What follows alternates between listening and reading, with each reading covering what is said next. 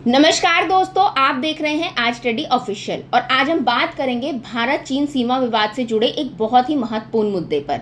दोस्तों, हाल ही में एक रिपोर्ट सामने आई है जिसके अनुसार भारत ने पूर्वी लद्दाख में वास्तविक नियंत्रण रेखा यानी कि LAC पर अपने पेट्रोलिंग पॉइंट्स की संख्या को बढ़ा दिया है। पहले भारतीय सुरक्षा बल 65 जगहों पे पेट्रोलिंग करते थे, लेकिन अब इसको बढ़ाकर 72 कर दिया गया है।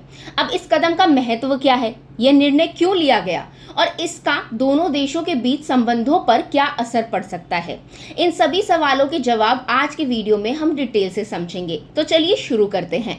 लेकिन दोस्तों, इससे पहले अगर आप हमारे चैनल पर पहली बार आए हैं या अभी तक चैनल को सब्सक्राइब नहीं किया है तो पहले वो कर लें और हाँ, बेल आइकन को हिट करना बिल्कुल ना भूलें ताकि हमारे फ्यूचर वीडियोस की अपडेट सबसे पहले आप तक पहुंचे। तो दोस्तों, जैसा कि आप सब जानते ही होंगे कि भारत और चीन के बीच सीमा विवाद कोई नया मुद्दा नहीं है।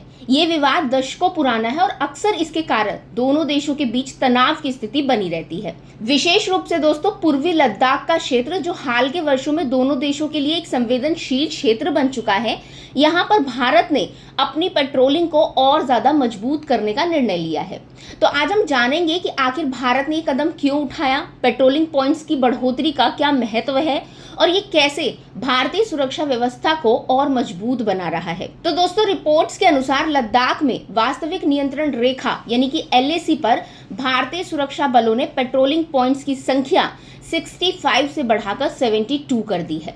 इसका मतलब ये है कि अब भारतीय सेना और ITBP यानी कि भारत तिब्बत सीमा पुलिस अधिक क्षेत्रों में पेट्रोलिंग कर सकेंगे, जिससे उनकी उपस्थिति और ज्यादा मजबूत होगी।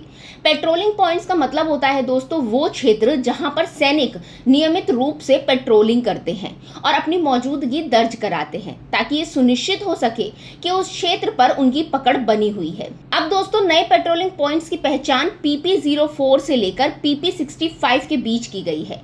ये क्षेत्र वह है जहां पर भारतीय और चीनी सैनिक के बीच कई बार तनाव देखा गया है। हालांकि इन पॉइंट्स तक पहुंचना आसान नहीं है क्योंकि इन क्षेत्रों में बफर जोन भी बनाए गए हैं।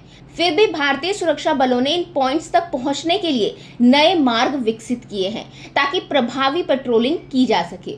ये कदम इसलिए भी महत्वपूर्ण है दोस्तों क्योंकि 2020 में लद्दाख में हुए तनाव के दौरान इस क्षेत्र में हिंसक झड़पें देखी गई थी, जिसमें हमारे 20 सैनिक शहीद हो गए थे। इन सब के अलावा दोस्तों, भारत ने अपनी सुरक्षा व्यवस्था को और ज्यादा मजबूत करने के लिए नए नए कदम उठाए हैं। इसमें तकनीकी उपकरणों का इस्तेमाल, ड्रोन की मदद से निगरानी, बेहतर बुनियादी ढांचे का निर्माण और सुरक्षा बलों के बीच कोऑर्डिनेशन को और मजबूत करना शामिल है। इसके अलावा दोस्तों, सरकार की वाइब्रेंट विलेज प्रोग्राम यानी कि VVP जैसी योजनाएं भी सीमावर्ती गांवों के विकास में सहायक सिद्ध हो रही हैं। इसका सीधा असर ये हुआ कि LAC पर भारतीय सेना की पकड़ और मजबूत हो गई है, जिससे चीनी सैनिकों के खिलाफ सुरक्षा व्यवस्था को और ज्यादा मजबूती मिलेगी।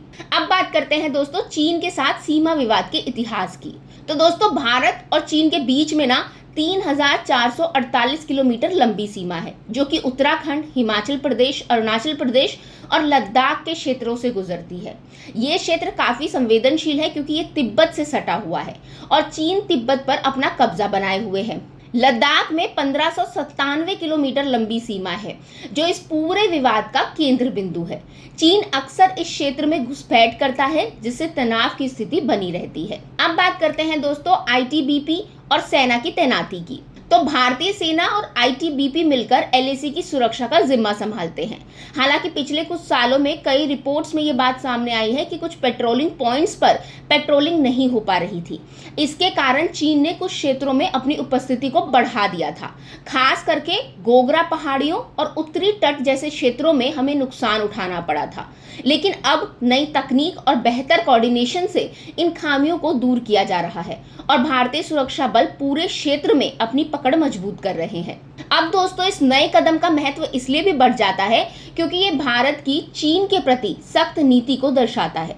भारत ने साफ कर दिया है कि वह अपनी जमीन की सुरक्षा के लिए कोई भी कदम उठाने से पीछे नहीं हटेगा। तो दोस्तों कुल मिलाकर ये कदम भारतीय सुरक्षा व्यवस्था के लिए बहुत महत्वपूर्ण है। भारत ने ये दिखा दिया है कि वह अपनी सीमाओं की सुरक्षा के लिए हर संभव प्रयास कर रहा है। पेट्रोलिंग पॉइंट्स की संख्या बढ़ाना और नए मार्गों का निर्माण करना इस दिशा में एक महत्वपूर्ण कदम है। तो दोस्तों आज की वीडियो के लिए बस इतना ही। उम्मीद करती हूँ आपको वीडियो पसंद आया होगा और इससे आपको इस पूरे मामले को बेहतर ढंग से समझने में मदद मिली होगी।